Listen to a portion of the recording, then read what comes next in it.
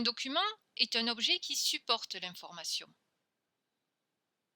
Un document permet d'accéder à l'information pour répondre à un besoin d'information. Un livre, une vidéo, une carte ou encore un article de revue sont des documents. Plus généralement, on peut dire que tout objet peut être considéré comme un document s'il y a la volonté du récepteur d'obtenir une information.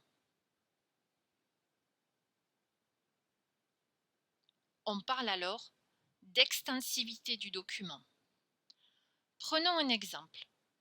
Dans le cadre d'un concours de jugement de bétail, une vache peut devenir un document car elle constitue un objet d'étude pour le récepteur qui veut en étudier les propriétés physiques.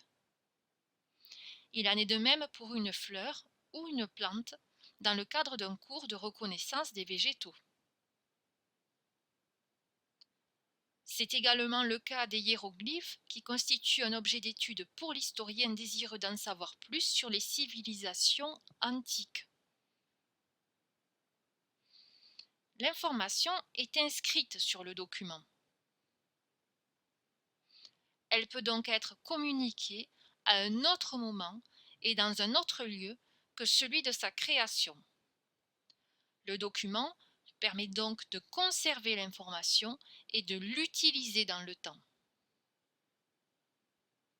L'inscription de l'information sur le document permet au document de remplir différentes fonctions. Une fonction de preuve, une fonction de duplication de l'information, mais aussi une fonction de diffusion des savoirs. On peut caractériser le document de différentes manières. On peut distinguer le document primaire et le document secondaire. Le document primaire est le document dit original. Un livre, ou bien une vidéo, ou encore un article de presse sont des documents primaires. Le document secondaire donne quant à lui des informations sur le document primaire et permet aussi d'y accéder. Prenons un exemple, lorsqu'on effectue une recherche sur la base du CDI, nous n'avons pas accès aux documents originaux et primaires, mais à différentes fiches appelées notices qui donnent des informations sur le document primaire et permettent de le retrouver au sein du CDI. Ces notices sont des documents secondaires. Autre exemple, une critique de film est un document secondaire car elle propose une analyse sur le film qui, lui, est le document primaire. Il en est de même pour les revues de presse qui constituent une analyse ou bien une synthèse de l'actualité. On distingue également le document par intention et le document par attribution. Un document par intention est un document dont l'usage correspond aux intentions de son auteur.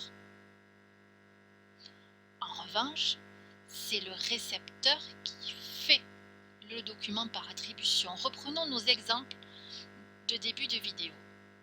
Une vache ou bien encore une plante ne peuvent pas être considérés comme des documents. Mais à partir du moment où le récepteur souhaite obtenir une information de ces dernières, que ce soit comme nous l'avons vu dans le cadre d'un concours de jugement de bétail ou un cours de reconnaissance des végétaux, à partir de ce moment-là, elles sont considérées comme un objet d'étude pour le récepteur qui en fait un document par attribution.